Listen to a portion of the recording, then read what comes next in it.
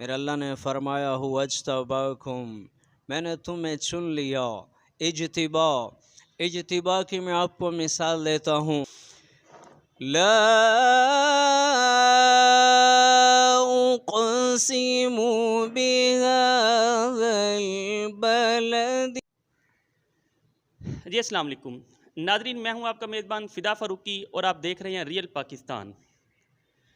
آج ہمارے ساتھ ایک ایسے پولیس کانسٹیبل موجود ہیں جو اپنی ڈیوٹی کے ساتھ ساتھ دین اسلام کی تبلیغ و ترویج کا فریضہ بھی سر انجام دیتے ہیں، اور اس کے علاوہ اس سے ہٹ کے جو ان میں ایک ٹیلنٹ ہے یا ان میں جو صلاحیت ہے کہ وہ نعت خوانی بھی بہت پیارے انداز میں کرتے ہیں، اور ان کی آواز اتنی خوبصورت ہے کہ وہ قرآن پاک کی تلاوت بھی بڑے ہی خوبصورت انداز میں کرتے ہیں۔ اور جو ان میں ایک خوبصورت بات ہے وہ یہ ہے کہ مولانا طارق جمیل صاحب کے کاپی کرتے ہیں اور ہو بہو ان کے انداز میں، ان کے الفاظ میں تبلیغ کرتے ہیں اور بڑے پیارے انداز میں کرتے ہیں۔ میرے خیال میں اگر آپ یہ میری ویڈیو آنکھیں بند کر کے دیکھیں گے تو آپ جج نہیں کر پائیں گے کہ یہ راشد شاہ صاحب بیان کر رہے ہیں یا مولانا طارق جمیل صاحب گفتگو کر رہے ہیں۔ آئیے ان سے ملتے ہیں، بات کرتے ہیں اور پوچھتے ہیں ان سے کب سے یہ تبلیغ کا کام کر رہے ہیں اور انہوں نے مولانا طارق جمیل صاحب کو کیسے کاپی کیا، کب سے کیا۔ آئیے جی، السلام علیکم۔ وعلیکم السلام ورحمۃ اللہ وبرکاتہ۔ کیا حال ہے سر؟ ٹھیک ہے الحمدللہ، اللہ کا شکر ہے۔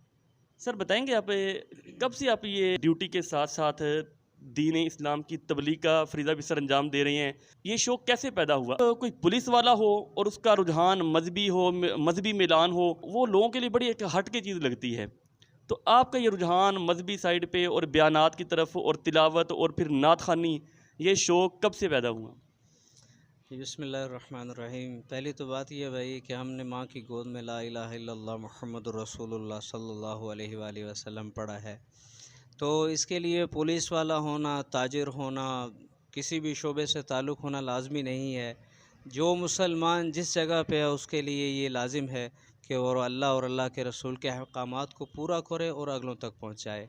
2005 میں میں نے مولانا صاحب کو سنا اور ان کی کیسٹیں میں نے زبانی یاد کی، اللہ پاک نے یہ صلاحیت دی، تو میرے اندر یہ شوق پیدا ہوا کہ میں ان کو جو ہے نا وہ خود بھی انہی کے انداز میں بیان کروں۔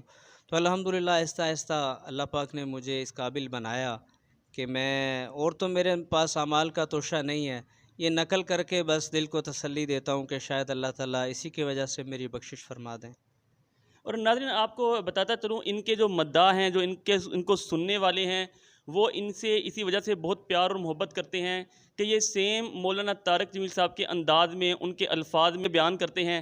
آئیے تھوڑا سا آپ کو سنواتے ہیں کہ یہ کس طرح کرتے ہیں۔ جی سنائیں گے کچھ تھوڑا سا ہمارے ناظرین کو؟ بسم اللہ الرحمن الرحیم۔ میرے اللہ نے فرمایا ہوا اجتباکم، میں نے تمہیں چن لیا۔ اجتبا، اجتبا کی میں آپ کو مثال دیتا ہوں۔ ہم دکاندار کے پاس گئے، وہاں ٹوکری میں سیب پڑے ہوئے، انار پڑے ہوئے، انگور پڑے ہوئے، ہم نے ایک سیب کو اٹھایا، اسے یوں چاروں طرف سے دیکھا اور پسند کیا اور اپنے شاپر میں ڈال لیا۔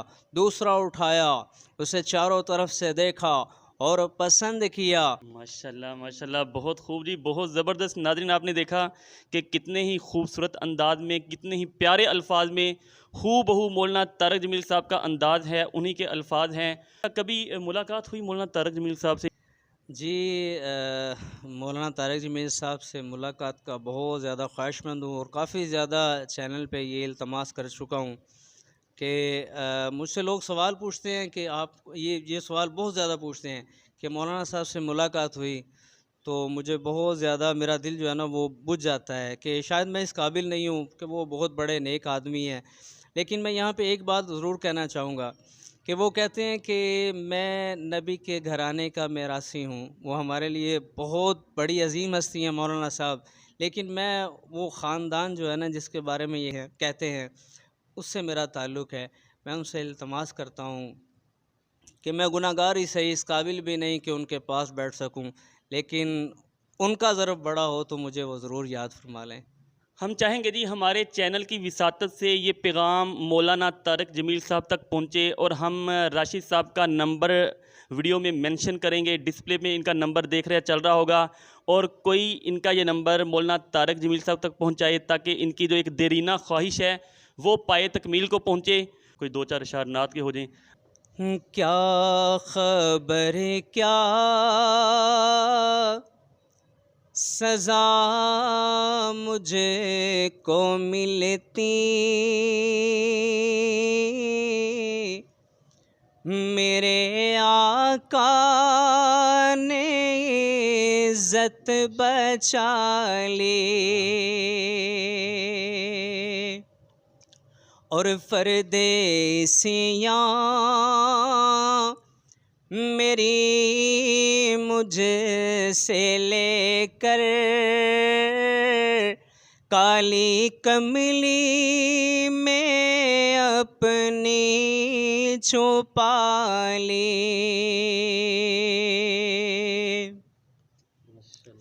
اور میں فقط نام لیوا ہوں ان کا، ان کی توصیف میں کیا کروں گا، میں فقط نام لیوا ہوں ان کا، ان کی توصیف میں کیا کروں گا، میں نہ اقبال خسرو نہ سعدی، میں نہ قدسی نہ جامی نہ حالی، کیا خبر کیا۔ ماشاءاللہ ماشاءاللہ سبحان اللہ، ماشاءاللہ انتہائی خوبصورت آواز اور بڑا ہی خوبصورت انداز۔ ایک شخص میں بہت سے شخص پنہاں ہیں ماشاءاللہ۔ ایک پولیس والے ہو کے دنیاوی شعبے سے ان کا تعلق ہے، اس کے باوجود مذہبی رجحان اس قدر، دینی ٹچ اس قدر، تو یہ اللہ تعالیٰ کی قبولیت ہے۔ تو کیسا لگتا ہے جب آپ کو لوگ آپ کو سنتے ہیں، آپ مولانا طارق جمیل صاحب کے انداز میں بیان کرتے ہیں، پھر لوگوں کے کیا تاثرات ہوتے ہیں، کیا فیل کرتے ہیں آپ؟ دیکھیں بھائی، وہ بات وہی ہے کہ اللہ کی قبولیت کی بات ہے کہ اللہ تعالیٰ نے قبول کر لیا، ورنہ میرے پاس تو ایمانداری کی بات ہے، اعمال کا تو شب بالکل نہیں ہے، گنہگار سا بھٹکا ہوا انسان ہو، اللہ تعالیٰ ہدایت نصیب فرمائے۔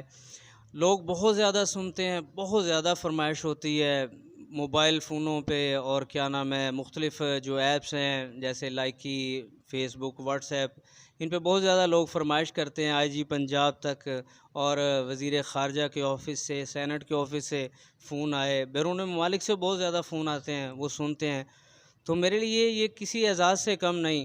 یہ دیکھیں جی، یہ دین کی برکت ہے کہ ماشاءاللہ ان کی اس قدر عزت اور اتنی شہرت کہ لوگ ان کو باقاعدہ کالز کر کے، اور ان کی اپنی ہی شعبے سے ریلیٹڈ جو ان سے بڑے افسر ہیں وہ ان کو کال کر کے ان سے ریکویسٹ کرتے ہیں۔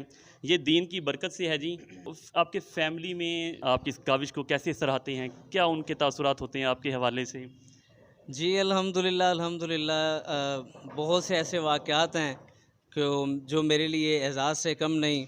میرے بہن بھائی، میرے عزیز و اقارب اس بات پہ فخر محسوس کرتے ہیں، بلکہ پچھلے دنوں میری تلاوت گھر میں لگی ہوئی تھی، میرا بھانجا لگا کے گھر میں سن رہا تھا، تو اپنی ماما سے جا کے کہنے لگا، اپنی امی سے جا کے کہنے لگا، امی یہ سنو، یہ کس کی آواز ہے؟ تو میری جو باجی ہیں وہ کہنے لگی، ہوگی کو ماں کا لال کو مصر کا قاری ہوگا۔ تو انہوں نے جب یوں کر کے دکھایا نا، امی یہ دیکھو یہ ماموں ہیں، تو باجی کہتے ہیں میری آنکھیں بھر آئیں کہ یہ وہ یعنی کہ جس کے ساتھ میں بچپن میں کھیلی ہوں، یہ وہ لڑکا میرا بھائی، ٹھیک ہے، اللہ پاک نے اتنا نوازا ہے، تو یہ ہمارے لیے فخر کی بات ہے۔ ماشاءاللہ سبحان اللہ۔ یقیناً یہ بات سننے کے بعد دیکھنے والوں کے دل میں یہی بات آ رہی ہوگی کہ اب جلدی سے تلاوت کی طرف آئیں جو انہوں نے بات سنائی، اور لیکن تلاوت ہم تھوڑا بیٹھ کے، کوئی پیاری سی تلاوت چھوٹی سی، کوئی بھی ہمارے ناظرین کے لیے بیٹھے یہاں پہ۔ بسم اللہ الرحمن الرحیم،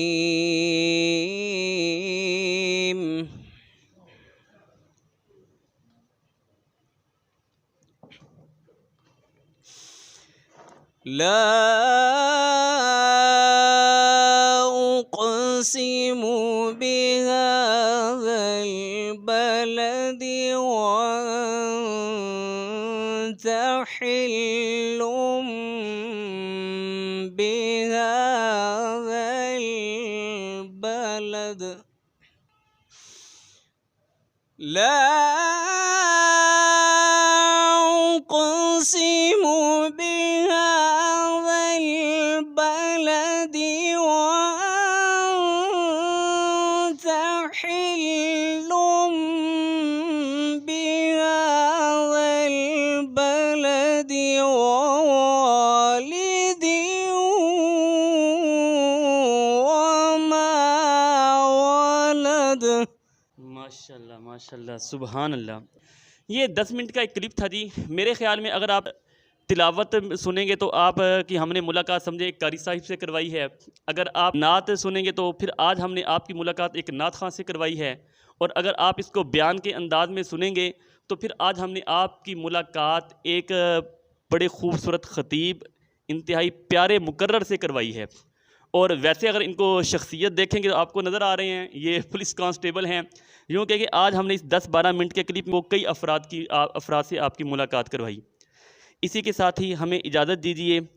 اگر آپ کو ہماری آج کی ویڈیو اچھی لگی ہو ہمارا پیج لائک کریں، شیئر کریں، سبسکرائب کریں. ہمارے چینل کو لائک کریں، شیئر کریں، سبسکرائب کریں. اور اگر آپ کے پاس بھی کوئی ایسا ٹیلنٹ ہے، کوئی فن ہے، کوئی ہنر ہے یا کوئی موٹیویشنل سٹوری موجود ہے یا کچھ بھی ایسا ہے جو آپ عوام تک پہنچانا چاہتے ہیں، نیچے دیے گئے واٹس ایپ پر ہم سے رابطہ کریں. ہم بنیں گے آپ کی آواز. انشاءاللہ نیکسٹ ملتے ہیں ایک نیو ویڈیو کے ساتھ. تب تک کے لیے اللہ حافظ. پاکستان زندہ باد. زندہ باد.